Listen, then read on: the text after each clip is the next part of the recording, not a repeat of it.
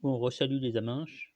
Donc, Catlef a presque toujours tort, du mercredi 18 novembre 2020. Donc, je fais la deuxième partie politique, hein. Je vais commencer déjà, c'est pratique, je vais pouvoir faire un peu de Corricenda. Bon, d'abord, avant la prière quand même, hein. Internet est grand et Google est son faux prophète. Je protège mes vidéos de toute coupure intempestive. Et donne-moi de nouveaux éditeurs qui puissent écouter mes vidéos. Puis, tant que tu y es, renvoie l'Empire américain sioniste dans les chiottes de l'histoire. Le plus vite possible, hein, s'il te plaît. Donc quand je fais faire quand même des notes liminaires, hein, je voulais dire quand même que c'est vrai que je me suis dit que peut-être que ces problèmes de prononciation que j'ai, quoi, le fait de déjà d'oublier les mots et puis de me gourer dans les mots et tout, c'est peut-être pas un truc, c'est peut-être pas un problème individuel, hein. C'est peut-être plus un problème collectif dû à l'évolution de la langue française. Le fait de ne pas trouver ces mots, c'est peut-être dû au fait, je sais pas, l'influence de l'anglais, des choses comme ça, quoi. Parce que quand il y a plusieurs influences sur une langue, après on confond. On trouve plus ces mots. Je sais pas, il y a un truc, quoi. C'est peut-être un truc. Ouais, c'est ce que je veux dire. Voilà, donc faudrait chercher, faudrait creuser pourquoi j'ai des problèmes de mots. Est-ce que c'est isolé? C'est vrai que je vois souvent quand les gens écrivent, ils font des fautes d'orthographe un peu bizarres, et puis ils oublient des mots. Enfin, je sais pas, ils trouvent pas leurs mots et tout, donc ils emploient des homonymes, des trucs un peu chelous, quoi. Donc faudra creuser, quoi. Donc c'est pas de ma faute, ouais, ce que je veux dire, c'est pas de ma faute. Donc au Corianda quand même, j'en fais un, parce que bon, j'en profite vu que je fais une vidéo juste après. Donc je voulais un peu parler quand même du sumérien, hein. Déjà, le four Dakota, c'est vrai que Dakota, j'avais dit la vidéo précédente que c'était le nom des Sioux, hein. Donc ça doit être un truc ancien, parce que en fait, c'est un truc vachement archaïque, le four qui est creusé dans la terre, hein. C'est un truc vachement ancien.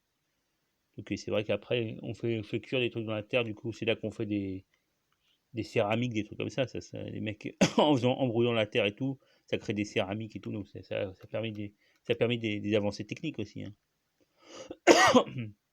Donc aussi, il y a dans les genres, pour ce qui est de l'origine des Sumériens, je veux dire que bon, il y avait un truc qui était hyper important pour les Sumériens, c'était la pierre qui s'appelle lapis-lazuli, hein. Le truc qui est aussi la couleur lapis-lazuli, c'est ce qui est utilisé pour le manteau de la Vierge Marie, hein. Donc lapis-lazuli, c'est une force de pierre. Alors les Sumériens allaient les chercher dans des mines qui existent encore, hein, en Afghanistan, des mines de lapis-lazuli, hein, qui ont été réactivées apparemment ces temps-ci là. Donc ça veut dire qu'ils étaient en lien avec l'Afghanistan, hein, parce que c'est pour ça que je parlais de BMAC, de trucs d'Asie centrale et tout, hein. C'est que les mecs, tu prends pas ton bateau pour aller en Afghanistan chercher des lapis-lazuli, hein. Donc il y a peut-être d'autres mines de lapis-lazuli ailleurs, hein. Donc ce qui fait penser quand même qu'ils venaient du coin, quoi. Donc je voulais dire aussi que dans le genre de mots qui peuvent être attachés à d'autres langues, il y a aussi le mot dingir, qui veut dire Dieu en sumérien, hein, dingir. Donc ça fait penser au turc Tangri, là, qui veut dire aussi Dieu, ou un truc comme ça. Tanri, donc qui se prononce en fait Tangri, je crois. Ou Tengri, enfin un mot comme ça, hein. Donc ça fait penser le mot turc qui vient apparemment, je sais pas si c'est lié, hein, mais enfin ça fait penser à ce mot-là, quoi. Voilà, c'est les deux trucs que je voulais dire. Donc aussi, je voulais dire quand même que, à propos de Al-Andalus, là, donc ils étaient pas à Tunis, hein, ils étaient à Carthage. La Carthage qui avait été rasée par les Romains et puis reconstruite au-dessus. Donc c'était le seul patelin qui était autour de Carthage, il devait parler berbère comme partout au Maghreb, hein. Mais Carthage était romanisée, quoi. Et donc c'était la capitale des Vandales. Et puis ils se sont fait jeter par les Arabes, hein. Donc ce que j'avais entendu, c'est qu'il y a des restes du latin que les mecs parlaient, notamment en hébreu, enfin dans le juif local, l'arabe parlé par les juifs tunisiens, quoi. Voilà, donc faut pas que je tousse, putain, tousse pas, tousse pas, tousse pas. Ouais, aussi autre truc que je voulais dire, c'est à propos de linguistique là, je parlais de la chanson Maipita, donc c'est pas Maipita Kanki, ça s'écrit Kanki, mais en fait ça se prononce Kangi, parce qu'en fait à la base le quechua il a que des consonnes sourdes, hein, P, T, que, comme ça. Mais à cause de l'influence de l'espagnol et tout, il y a des tas de voyelles, des tas de consonnes sonores qui sont apparues, notamment après N ou entre voyelles, trucs comme ça. Donc au lieu de dire kanki, ils disent kangi et tout comme ça, quoi. Donc c'est généralisé, enfin ça dépend des dialectes quechua, hein, mais les voyelles, les consonnes sourdes sont quand même vachement généralisées en quechua moderne, hein. Voilà, donc c'était autre remarque, hein.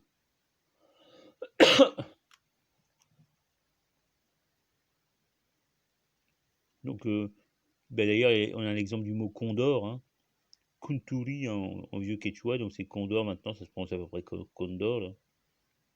C'est l'oiseau condor, hein. Et puis bon, je sais pas, les autres mots quechua, il y en a plein quand même, hein. Par exemple, il y a le caoutchouc, hein. Caoutchouc, c'est-à-dire l'arme de l'arbre, hein. Donc ça désigne le latex qui est extrait d'un arbre, hein, du l'EVA. Puis il y a puma, poncho, des mots comme ça, quoi. Guano, parce que guano, bon, ça veut dire merde, c'est les merdes d'oiseaux, là. Le mec de Monaco a fait sa fortune sur le guano, le roi de Monaco, là. Donc c'est un truc à se souvenir, hein. Puis l'autre, Cousteau, qui était dans son truc à Monaco, là. Mais il n'a pas fait de guano, mais en fait, c'est l'ancêtre du prince de Monaco, là. Il était dans le business du guano, quoi. Je sais pas pourquoi ils utilisent le guano, ils veulent faire un truc avec, hein. Et puis, dans d'autres mots, je sais pas, mais il y a quand même pas mal de mots d'origine quechua. Le quinoa aussi, c'est un mot quechua, hein. Puis là, bon, je retrouve pas les mots, mais enfin, il y a quand même beaucoup de mots d'origine quechua en espagnol qui sont passés aussi en français, hein. Et kipou, bien sûr. Bon. Bon, je retrouve pas les mots, mais bon, poncho, kipou, condor, puma, tout comme ça, quoi. Et la coca, ouais, bien sûr, j'ai oublié la coca. Donc, voilà. Bon, ben, ok, c'était pour le dire, hein. Donc maintenant, je vais voir passer à la rubrique politique, hein, en espérant que je vais pas, en espérant que je vais pas faire quand même 40 minutes comme l'autre fois, hein. Donc, d'abord, je vais passer à la revue du web un petit peu, hein. Donc, hier, il y avait Tréfingui, il a fait une vidéo où il parlait encore méchamment de Jim le Veilleur, hein. Il le déteste. Alors, c'est vrai, Jim le Veilleur qui nous parle tout le temps.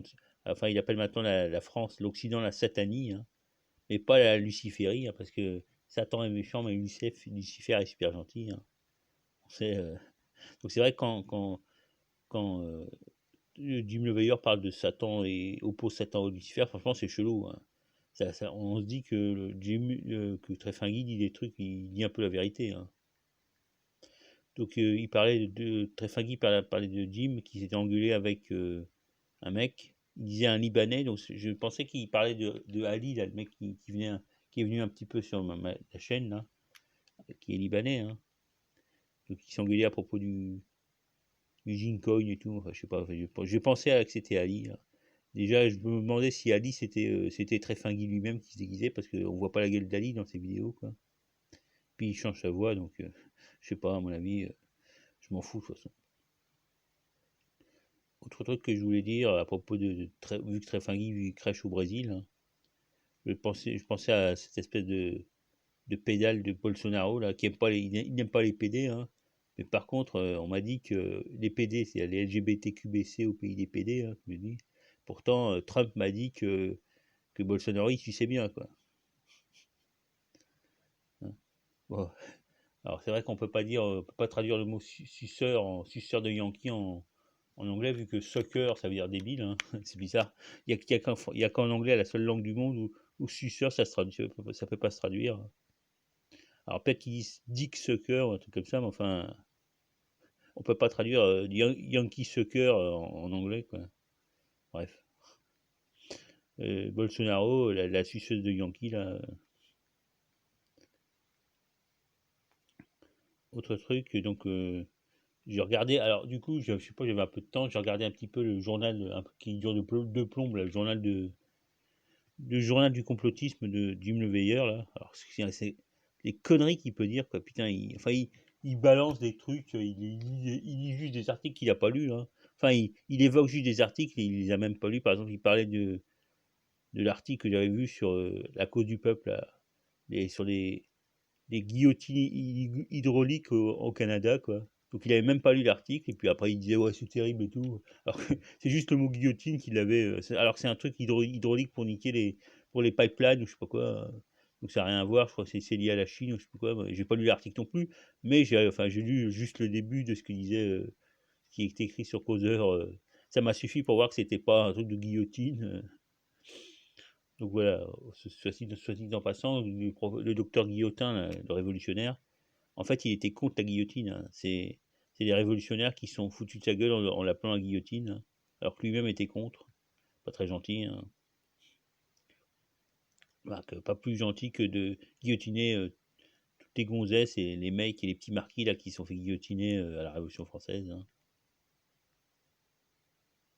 Voilà. Donc par contre, c'est vrai que la satanie, c'est l'Occident, et la luciférie. Et c'est quoi la luciférie pour toi, Jim? J'aurais dû lui demander quand même, hein. Donc franchement, j'ai écouté, j'ai été sidéré, quoi. Il dit des trucs, il dit oh c'est horrible et tout, putain c'est le bordel, je suis énervé et tout, mais enfin il dit juste des conneries qui sont dans la presse, quoi. En plus il ment, j'ai l'impression il ment, quoi. Il fait semblant de dire que Trump a gagné et tout, alors que après il essaie de revenir un peu en arrière, enfin de relativiser, donc je suis sûr qu'il ment, quoi. Autre truc, il a parlé de la couverture de The Economist, là. Alors Rorschach a fait aussi une petite vidéo dessus. Alors là aussi, il dit n'importe quoi, quoi. Déjà, il reconnaît pas le cycle. Enfin, je vais pas le critiquer, mais enfin, il brode en disant un peu n'importe quoi, quoi. Il brode ce qu'il peut, mais en fait, il a pas d'idée, quoi, comme il le dit d'ailleurs. Donc Rorschach non plus, d'ailleurs, a pas d'idée. Il dit que c'est flou. C'est volontairement mis flou pour dire qu'ils savent pas ce qui va se passer. C'est vrai que c'est.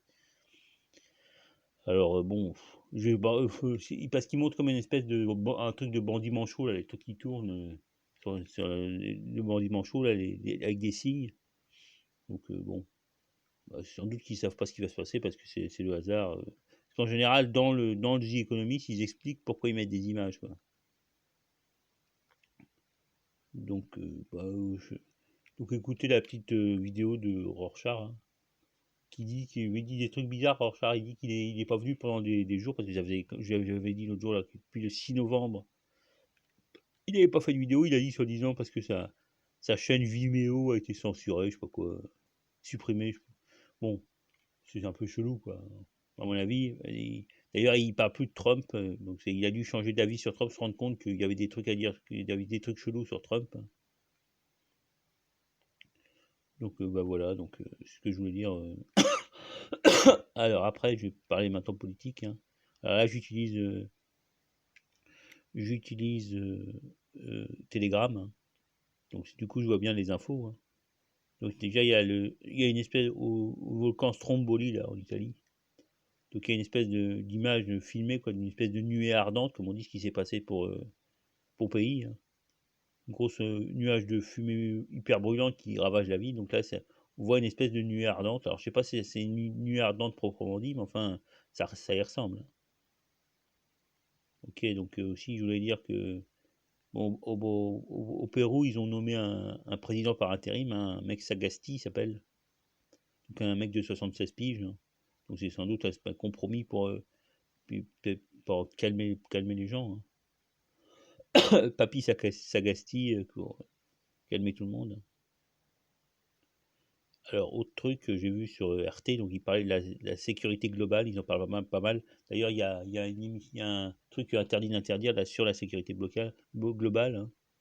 Donc, apparemment, j'ai pas regardé, mais il y a Bauer qui est invité, quoi, le franc-mac, la sioniste, pour nous dire qu'il se passe rien. Parce qu'en fait, le truc important dans la sécurité globale, c'est ils vont autoriser qu'il y ait des drones qui filment les manifestations, les manifestants, pour permettre l'identification faciale, quoi. Donc ce serait le vrai scandale, quoi. Ils nous parlent de prendre les flics en photo, mais enfin c'est le truc important, c'est qu'ils vont autoriser comme dans les films de science-fiction, quoi, des drones qui survolent les foules et qui filment les mecs, quoi. Donc là c'est vraiment comme dans le film avec Double Détente, là. Non, le film avec Schwarzenegger, là, le Prix du danger, le remake du Prix du danger, là, le film. Je sais plus comment ça s'appelle du coup, mais enfin au début on voit Schwarzenegger est un pilote d'hélicoptère qui filme les mecs qui tirent dessus, hein. Voilà. Donc, j'ai pas regardé le truc d'Interdire Interdire, mais enfin, bon, j'ai pas très envie de le regarder. Peut-être que je vais regarder un peu le début pour voir qui c'est qui est invité, quoi. Mais il y a Bauer, alors bon, ça donne pas envie, quoi. Alors, sinon, sur Spoutnik, il y a un intéressant truc, un reportage, une interview de 36 minutes d'un mec, d'un Belge, hein, mais sur le bilan de la guerre en Syrie. Donc, c'est le bilan de la guerre syrienne, hein. Très intéressant, quoi. J'ai pas tout regardé, j'ai regardé 25 minutes parce qu'après j'ai dû, bah, ma tablette s'est arrêtée, quoi. Mais je continuerai à le regarder parce que c'est intéressant, quoi. 36 minutes, c'est bien quand même. Donc c'est une interview, il y a juste le mec qui parle en fait, hein, qui est interviewé par le journaliste de Spoutnik. Et puis sinon sur Almanar, j'ai vu aussi la mort de truc Mouallem, hein, le ministre des Affaires étrangères de Syrie, quoi. C'est triste, hein. C'est vrai qu'il depuis j'avais lu depuis le début qu'en fait il était un peu marginal au gouvernement syrien, parce qu'il est du genre nationaliste arabe à l'ancienne, quoi. Mais bon, il est mort, tant pis, c'était triste. Voilà, donc je vais peut-être ouais, je vais mettre ça en titre, mort de. Comment il s'appelle Moualem, son prénom, je sais plus. Il faut que je le retrouve. Alors dans le Saka francophone, alors M, Vala, Néocon, Biden. Ah oui, c'est vrai qu'en fait, il paraît qu'il y a des tas de néocons, enfin les nouveaux, des faucons pro-guerre autour de Biden, c'est dans tout son ministère des Affaires étrangères et tout, il va y avoir des tas de néocons et tout, hein. Donc c'est ce qu'on avait dit depuis le début, hein. Donc on va voir ce que ça donne, mais voilà. Donc bah, déjà 16 minutes, c'est bien. Moi, je finis juste un petit truc, dire pour que dans le Saka, il y a aussi un truc sur. En fait, ce que je disais, le numéro 2 de l'Al-Qaïda a été tué, mais apparemment, il a déjà été tué 6 fois depuis 2003, quoi. Donc, il a été une nouvelle fois tué, hein. Il aurait été une nouvelle fois tué. Donc voilà, c'est triste. Ouais, donc c'est tout ce que je voulais dire. Bah, après 16 minutes, ça va, quoi. Donc, ajouter les deux vidéos, ça fait, bon, ça fait 45 minutes, hein. Bon, allez, salut les mecs.